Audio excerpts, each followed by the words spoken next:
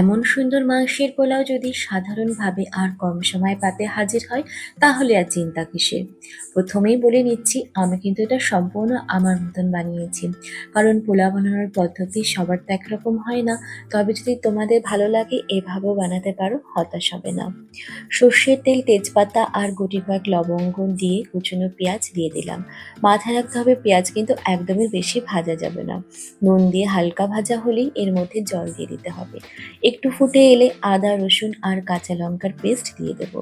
এরপর একে একে সমস্ত গুঁড়ো মশলা, লঙ্কার গুঁড়ো, জিরের গুঁড়ো, ধনে গুঁড়ো, হলুদ গুঁড়ো দিয়ে একটু কষিয়ে নিতে হবে।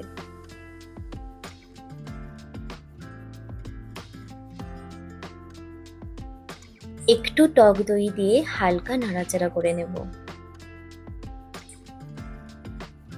আমি বিরিয়ানি মশলা ইউজ করলাম, তোমরা চাইলে পোলাও মশলাও অ্যাড করতে পারো। এবার মাংসগুলো দিয়ে একটু নাড়িয়ে মাপ মতো চাল, নুন আর একটু ধনেপাতা, ঘি দিয়ে দেবো। আমি আমার রোজকারের খাবার চালটা ইউজ করেছি। দেরাদুন বা বাসমতি চাল ইউজ করলে আরও ভালো হবে। আর হ্যাঁ, চালটা ভেজানোর আগে অবশ্যই মাপটা কিন্তু খেয়াল রাখবে, কারণ তার দ্বিগুণ জল দিতে হবে। এই চালটাই নাড়াতে নাড়াতে এত সুন্দর একটা গন্ধ বেরোচ্ছে, তোমরা না বানালে বুঝতে পারবে না।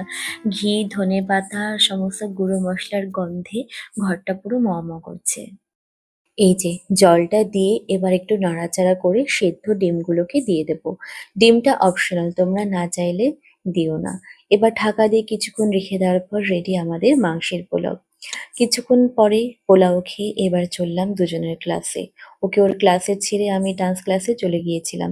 এখন সন্ধ্যে ৭টা, ওকে ওর বাবা বাড়ি নিয়ে গেছে, আমি ঠাকুরের ফুল কিনে ঘরে ফিরছি।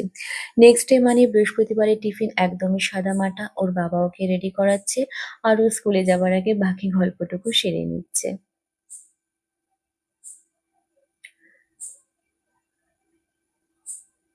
রোজকার সকালের অতিথিরা হাজির আমাদের মনোরম দর্শন দেবার জন্য। চলো আজ গাটি কচুর বাটি চচ্চড়ি বানানো যাক। কচু আর আলুটা একটু ভাপিয়ে নিয়ে পেঁয়াজ, আদা, রসুন পেস্ট, টমেটো, গুঁড়ো মশলা আর সর্ষের তেল দিয়ে ভালো করে মেখে নেব। আমার কাছে শুধু চিংড়ি মাছটা মিসিং, জানো তো। তোমাদের কাছে থাকলে কিন্তু একদম মিস করবে না, অ্যাড করে দেবে। এবার একটু জল দিয়ে একদম কম আঁচে ঢাকা দিয়ে বসিয়ে দেব। একে নিয়ে আর কোনো চিন্তা নেই। এবার দেখি ওদিকে লোটে মাছের কি খবর। ওই যে আগের দিন তো আমার পছন্দের ঝুড়ো হলো, আজ কর্তার পছন্দের ঝোল।